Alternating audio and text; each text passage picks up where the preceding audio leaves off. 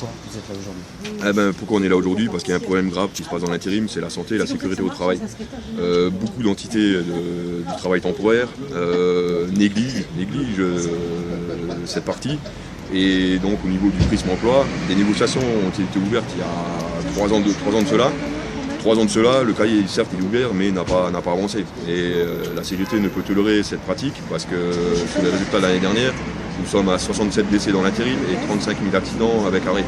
Une chose que nous ne pouvons tolérer. Donc nous mettons la pression sur les entités d'intérim qui adhérent au prisme pour qu'au niveau du prisme cela bouge parce que la CGT ne peut plus accepter cela. Très concrètement, vous demandez quoi? On demande que les négociations soient réouvertes et qu'elles aillent dans le bon sens et pas dans le sens inverse sur la santé et la sécurité au travail pour nos intérimaires.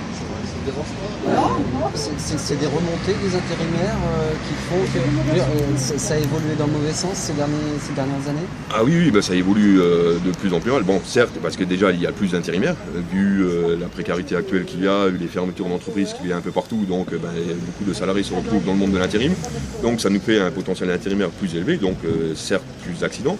Mais il faut qu'on combatte cela, parce que effectivement, c'est des remontées qu'on a de nos intérimaires et des camarades de la CGT qui travaillent avec des intérimaires dans leur entreprise utilisatrice, que des accidents ne sont pas déclarés, que quand l'intérimaire est en accident, on ne retrouve plus de mission après, donc il est dans une précarité encore pire. Voilà, il faut qu'on arrête toutes ces pratiques patronales. Bon, pourquoi avoir choisi Montluçon?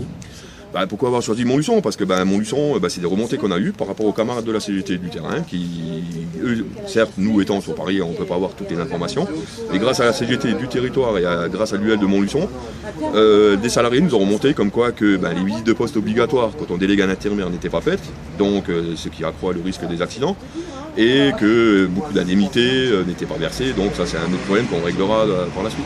Ce qui est difficile également, c'est que les intérimaires ont du mal aussi à trouver finalement de l'aide. Les intérimaires oui, effectivement, les intérimaires ont beaucoup de difficultés à trouver de l'aide parce que le problème qu'il y a, c'est quand un intérimaire se rapproche dans son entreprise de la CGT, parce que la CGT, comme vous savez, est représentée dans beaucoup d'entreprises, mais quand l'intérimaire se rapproche de la CGT, bizarrement, l'intérimaire le lundi n'a plus de contrat. Et donc c'est pour ça que l'intérimaire hésite, et c'est pour ça que la CGT, on est en train de se structurer à ce niveau.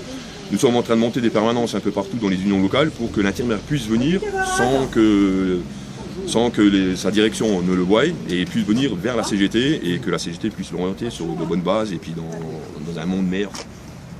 Ok.